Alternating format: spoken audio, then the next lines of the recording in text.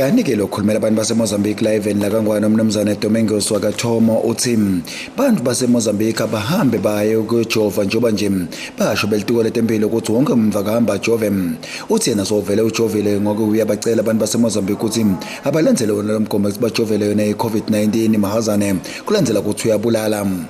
Tindzaba solo tiyagijima tindzaba timnanzi ngoba nani natihlupha kukwati ukuthi abantu baseMozambique njenga simeleyo nenhlangano yaseMozambique sibaphile njani. Cha nami mhla indzaba sihamba nato ngulokubambisa uhulumeni kumlekelela nendzaba yalenyanzelo lehlahliwe emhlabeni ukuthi abantu abalandzele letindzaba imilayeto yetikwetimbili kakhulukazi sikhuluma nendzaba ya COVID vele uyabulala. Nasi sibonile ukuthi njengama-leader nje njengommelelo enhlangano yaseMozambique ngicale mina nje ukuthi ngihambe ngo-test cause lokhu kwentiwa ukuthi uhulumeni wakangibaba kwaba nguye uhulumeni nakuqala nje lendzaba nakuthiwa kutofika umjovo samumva lophethe leka-health mhlonishwa minister amemethela athi wabutwa athi bantu laba kuhamba bahlala la kangwane ba-21 njani bathena kuthi lo bandlululo wonke umuntu la kangwane kufanele ukuthi ahambe ujova.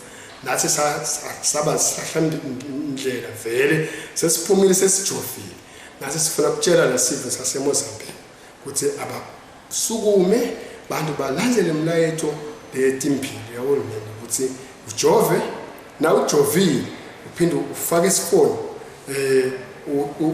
usebenzise le social distance chelelwa kuphinde ugezwe tandla konke nje lokho imilayeto yonke leyo ifuna ilandzeleke ngoba sibonile ukuthi banenge maybe ukhanza ukuthi sine ma-leaders sangakakwendi lokhu maybe bayangabata ukuthi labanye basathele emuva sithi abasukume ngoba sibabonile abantu bethu baningi kakhulu bashonile labanye nje njengemanzini nje sibaningi kakhulu sibabonile ukuthi bashiya emhlabeni indzaba ya-COVID.